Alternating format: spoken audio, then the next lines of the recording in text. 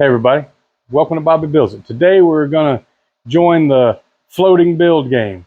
I know you've seen the floating crosses around, lots of videos on those, they're great. I've also seen floating baseballs, golf balls, liquor bottles, I can't remember what else all. Today I'm going to do something a little bit different than I've seen. I'm going to try to build a propagation stand. It's going to use twice as many magnets. I don't know if it's going to work. Y'all stick around with me to find out.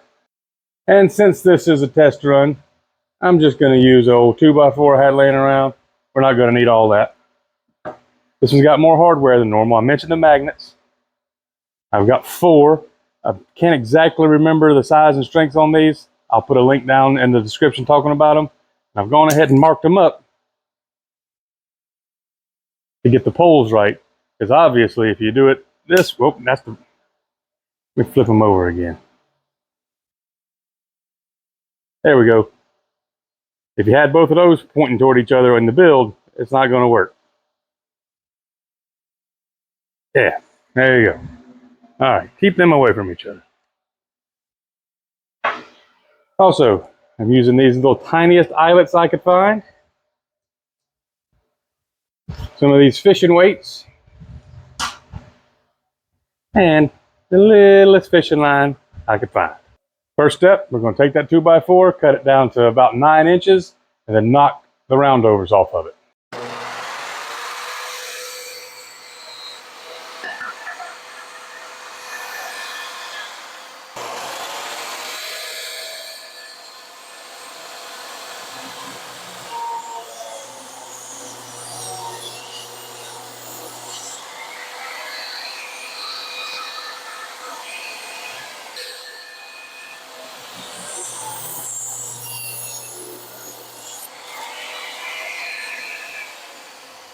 In my case, this magnet is a 1/2 inch. So I'm going to bust out the setup blocks and the ever handy thin rip jig. I'm going to set up to cut a piece that's 5/8 of an inch. Here's why I like the thin rip jigs. I've got the fence set at 5/8 of an inch, and my push stick there, it's got some clearance, but you get any kind of sideways, you're in trouble. I do have a gripper, got a good bit more clearance that way, but even still, I think even making only one cut, the thin rip jig, I believe, is safer at that size. So that's what we're going to use. All right. Get you back out of the way for now. In the event you haven't seen one of these used before, just get it all lined up in your miter slot. I do wish this one just had 1 bar instead of these 2 little bars. That gets on my nerves some. Slide it up with the blade. Lock it down. So I'm going to use my setup blocks. Set those up. Loosen that knob. Make the bearing touch. Tighten you back down there. Get these out of the way. Now, you're not done yet. Loosen this back up. Get it over here behind the blade. It's up there. It's going to push in. Might get a kickback. You don't want that.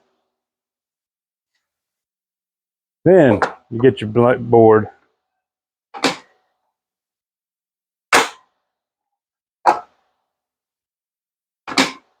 Set your fence just like that. All the clearance in the world.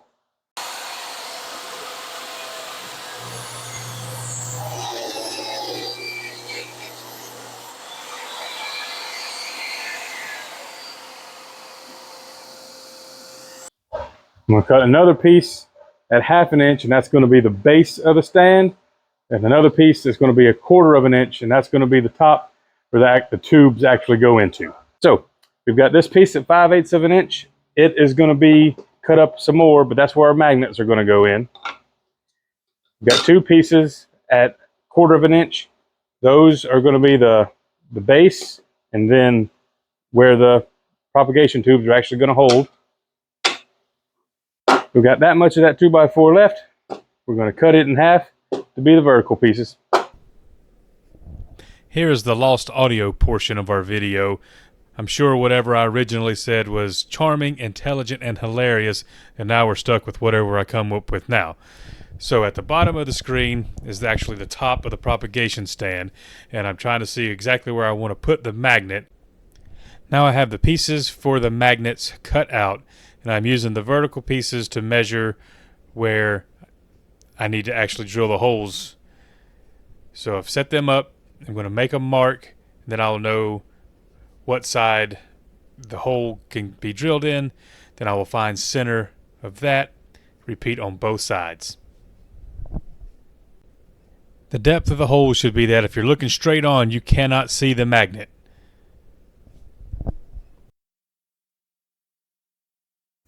When you cut the crossbar for the top to hold in the propagation tube, you want to be sure it fits inside and has clearance, but also you have enough left over to line up with where your magnets are in the top. With the remaining 5/8 inch stock, we need to make 2 more pieces that hold the magnets for the crossbar. And I've just got it set up here where I'm making sure everything is flush. Then I'm going to drop my line down from my other piece. These last 2 pieces are where the eye bolts are going to go. I'm just still using the 5/8 inch stock, and I'm just marking out where they need to be. They're going to go on the underside of the crossbar and should not interfere with the magnet at all. All right, we got this piece all glued up. If this were, going to be a finished product, not just a prototype, I'd go ahead and start doing some sanding. That glue up got a little bit rough. Now we have to figure out where our holes in the bottom need to go. So we're gonna, this hole is for the fishing weights there. We're gonna line ourselves up like this.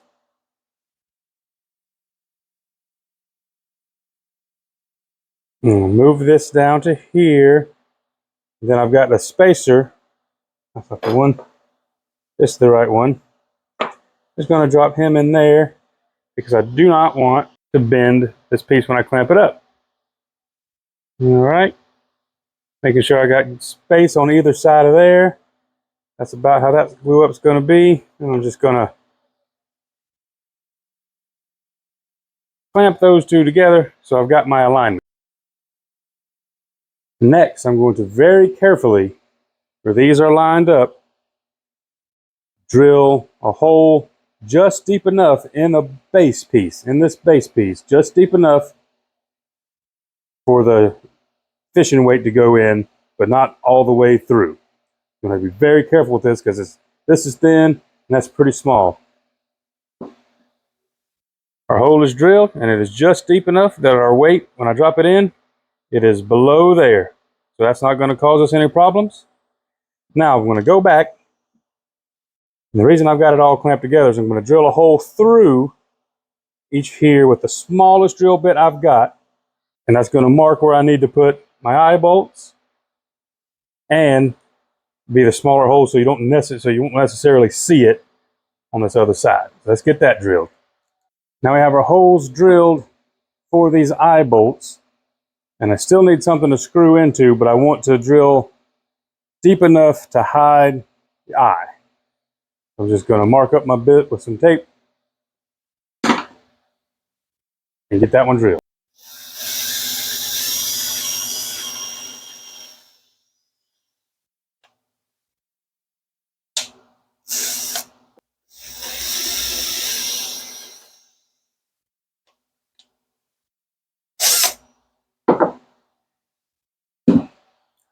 Now just screw it in.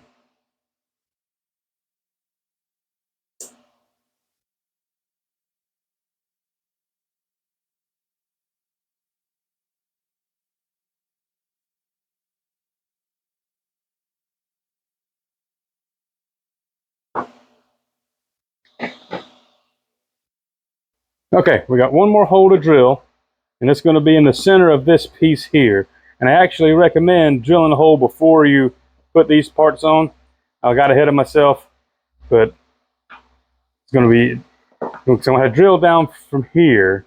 We're probably going to have a little bit of tear out up there, but I still need to go through here so I have support so the whole thing doesn't break. So anyway, I'm going to find the center and do one hole there. That's going to be for the propagation tube, 7/8 inch Forstner bit. Whoop.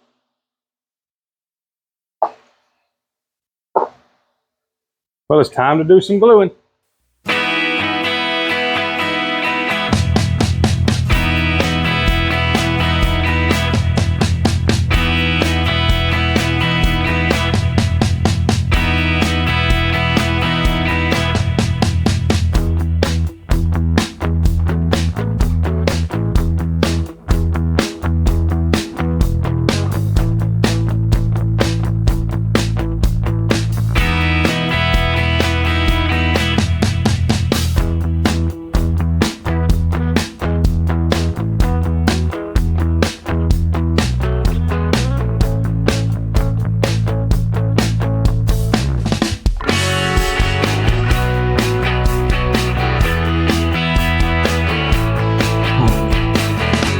Squeeze that cleaned up.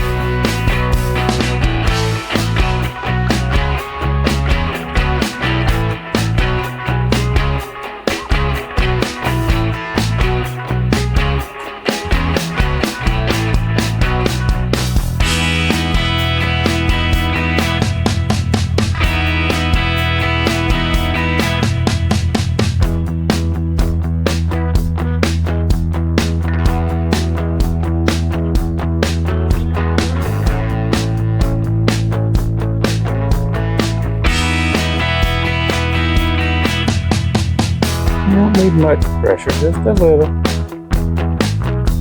And while this sets up, we're going to glue the magnets in to the lower part. And we're using CA glue. And remember to test and make sure you're repelling like that. And those ends, the ends that repel, just one more time, make sure I put this down right. Put those ends inside, down.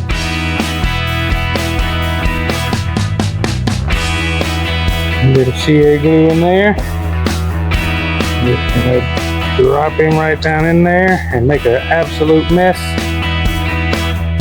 Maybe I used too much glue. It looks like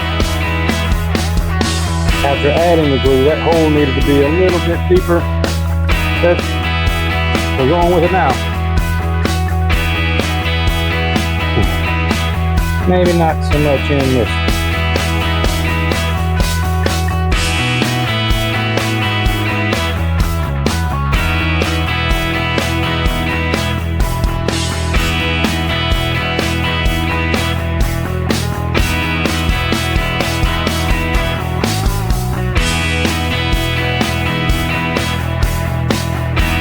Alright, that did it.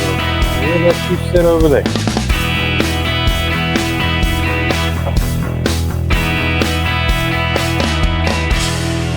And this has been in the clamps a little bit now, so I'm going to take this one off. And next up, we're going to drop the last two magnets right down in there. Alright, so next we're going to need some, get a fishing line. Just get you and cut it you up enough, cut off enough to work with.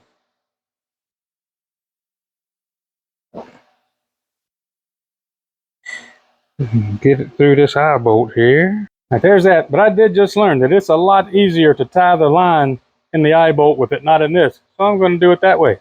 So I had a terrible time trying to use the split shot.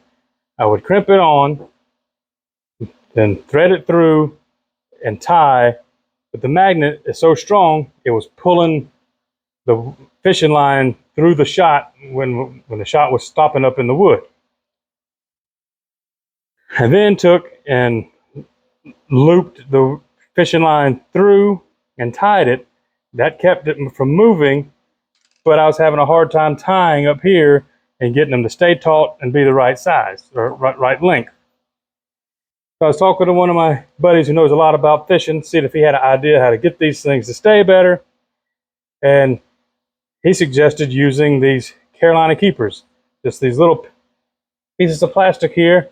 You squeeze it down, thread the line through, let go, and you have to use pliers to squeeze it, and it won't move after that. So that's what I went with. And now, as you see in the video, you can see there's no touching there. This is over here touching a little bit, but it's not connected. Let's see if this thing's going to do what I want it to do. I do have to hold these spacers because I don't have enough thickness in this piece for those to do what I need them to do. So put it there, and it is floating. And again, I know we can see the touching right there, but it is not connected. Now, this ended up being very much so a proof of concept instead of a finished product. Let's see how this does. All right, I ended up too tall. Remember that mistake I made earlier? It would have been totally fine, but I am too tall. So I will need more height over here if I want this to be sitting like that. And this bottom was supporting this. So let's see how much weight we can actually support. The propagation tube was full of water. I'm going to pour it into this cup right here.